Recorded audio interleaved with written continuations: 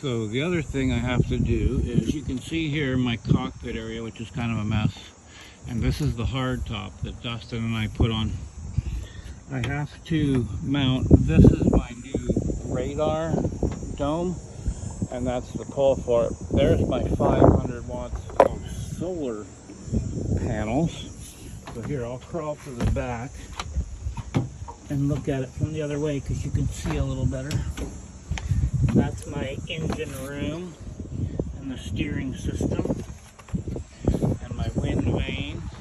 So here, when you're looking from here, you can see that's 250 watts, that's 250 watts, that's 500 watts of solar, and that runs my whole battery bank. But I have another 4 panels too. I just don't have them all set up and mounted yet. People cruising up and down the canals. Anyway, so this base here, I have to drill a hole through the corner there. And then this is a 6-foot tower, and this is radar. And it's exactly like you would think. Radar shows me other vessels, shows me weather, shows me everything. And it's iOS, so what it does is it connects to my iPad Pro and will show me other vessels, like up to 28 miles out, show me weather, obstacles in the water. Even if I was in the ocean, it would show me if there's like a whale or something surfacing. It'll show me pretty much anything. So 2 support brackets here, but I've just kind of been debating where I'm gonna drill, either on the outside there or on this inside corner, so I can use those support brackets to there and mount it so that it's boom right here. I was going to get just a bracket, like a mount, and it goes and just sits here, but it kind of is blocked a bit by the mainsail. They make another one that hangs from this, which is called your rear stay, this 3/8 inch cable that helps hold your mast up, and it has like a free ride gimbal, so that no matter if the boat's heeling over to the left or to the right, the radar dome is always sitting level because it's kind of swinging from this cable. But yep, that's today's project. So to get that antenna mounted in place of that little goofy one, which just gives me over-the-air HD TV, get this radar set up.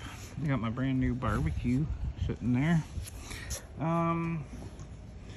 And over the past couple days, I put on all this lifeline netting. I gotta finish it up a little bit. This is so Stella doesn't go overboard. There's my air conditioner, which goes way down in under there so that it blows out in below. That's my camp shower. It's a little propane shower that you put the intake into the water jug. And literally, when my cockpit's cleaned out a little more here, I can stand right here and take a shower. You can see my shower curtain hanging up there. And although it's a little messy below right now, ice maker, microwave, sinks, this is inside, and there's one of Stella's little hideaways. That's called your quarter berth, and things are not perfectly done. I've got little projects to do, but that's my bed when it's cleaned off. That's Stella's bed when it cleaned off. The V berth is way up in the front there. Actually, here, I'll take you a walk through. Hang on. Coming down the stairs. Boo-da-boo. TV, movie on pause from this morning. So this is my berth. That's Stella's settee, and hers is bigger and wider than mine. So here is my galley. Under here is a freezer box. Under this thing is a huge ice box. Here's an ice maker, coffee maker, microwave. And like I say, this thing goes back 9 feet. That's big enough for one big person, too small. My breaker panels, my radios, which I've got kind of half out because of the wiring, because that's getting replaced anyways with new panels. Some electronics there. That's my freezer, like a hard freezer. That's an inverter, 3000 watt inverter that hasn't been hooked up yet. These are all my brand new navigation gauges by Ray Marine. Wind speed, depth, temperature. That's a chart plotter, and my radar screen will go there. Also on the iPad, and I can also use it on Bluetooth and cast it to the TV. So moving forward, this is the head. So tons of cupboard space in here. Toilet paper. This is the toilet. Yuckity yuck yuck. To use it, you switch one side, you pumpity pump pump, you put some water in it, you go dookie doo, you pumpity pump pump, and you flush it away, and you put some fresh water in it, and dookie doo. And that's that. And so here is another sink. I've got to rerun a new water source there. Not a big job. Here's my what they call wet locker, my closet with all my clothes. And then this is the V-berth.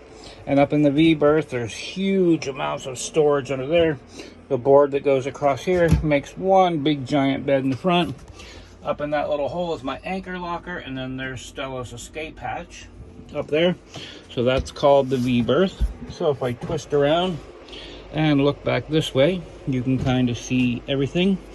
There was a table that was connected to this center mast stout pole, but it took up so much room in the middle that you could barely get around it to even get to the front. And when you put the leaves up, because it was only like 6 inches wide when the leaves were down, you put the leaves up and they came halfway into the settees, you couldn't even barely crawl around it. So had enough of that, ripped it out. Now I've got little TV dinner tables if you want to eat, because I like the open room. It's easier to move around, get around. And that's pretty much a tour. These are the windows that Dustin had cut for me and helped me replace. I just have to put some new foam in around the perimeters there and then screw the roof back up. These are all complete waterproof ports. Those windows are waterproof too. You can see the amount of screws. And these are 100% waterproof. That's a little tiny current solar control panel. The one that I have is like 10 times bigger and more effective than that. That's like a little 1500 watt power inverter. I have 2 of those 3000 watt inverters. So basically I can run AC, fridge, freezer, microwave, ice machine, coffee. I can run everything, TVs, satellite, internet, everything at once, like mad amounts of power. And then that's your steps. And so I might as well show you the motor real quick. My fingers are so sore with little cuts. Okay, open sesame. So that's my Volvo Penta 18 horse 2-cylinder diesel, and you can see she's like brand spanking new.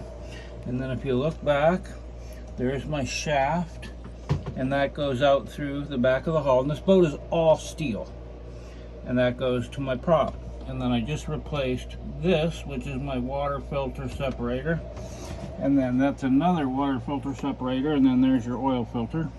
This also, you're able to start it if you lost your starter or battery power. You can start this motor by pushing up on this decompression lever, and then down here, that little thing there, that metal looking round thing, there's a crankshaft that goes in there like an old tractor, and you can crank this puppy up by hand and it'll start like a child could do it. And you can start it up by hand to make her run. That's your decompression lever, like a moped had. You push that decompression lever. Yep, that's about it. She's got tons of storage. It's a gorgeous boat. It's needed a lot more TLC than I thought, but I'm getting there. I'm at about the 80-85% completion rate. I'm actually going to go out for a sunset cruise tonight, just motor sail, where I put only my front sail out and just put around, just to get a little action. So yeah, that AC unit, Dad, that it actually will go in here. I'm going to cut out a square there because that goes back into my engine room area. That back vent open area, I'm going to put an exhaust fan so it sucks the heat out, because initially I put it in this open area, which you can see goes back into my engine room. But when I did it there, the heat went out and around and started coming back out through these vents. So if I put it here and secure it so that the heat can't come back out, and then that one's easily closed off with that little trap door thing there, then the heat won't come back out. But you could even feel it down under the floors a bit, because from the engine room coming under here is what's called your bilge area. That's where if you have any leaks or water spills or whatever, the water drains. And yeah, I could actually feel the floors warm. The other thing for my secondary shower is I've got a hot water heater that is going here on the wall. It's just a little square thing that runs on propane. And then it has an exhaust that comes up, and this is getting removed. That's a 3.5-inch hole. And the exhaust for the propane comes up there. So I've got a coating for these walls and a curtain that goes on that opening, a curtain that goes on this opening, and you literally have to sit here on the head, or your toilet. Sailors call their toilet the head. And you sit here with your shower head, and you take a shower. And then as you're taking a shower, there will be a wood grate here on the floor with a drain, and it goes down into the bilge, and there you can see my steel hull. And so the water will drain down in through there into the back, where I have an automatic bilge pump that will pump the water out into the lake or into the ocean that I've used for my shower. So it's a little shower area. But it's cooler to take a shower in the cockpit because you're out in the open air, and that's kind of fun. And that little camp shower makes wicked hot water. But that's a secondary one, so if it's really cold or raining outside and I need to take a shower, I can do that too. All right, hope you enjoyed my video. Talk soon. Bye.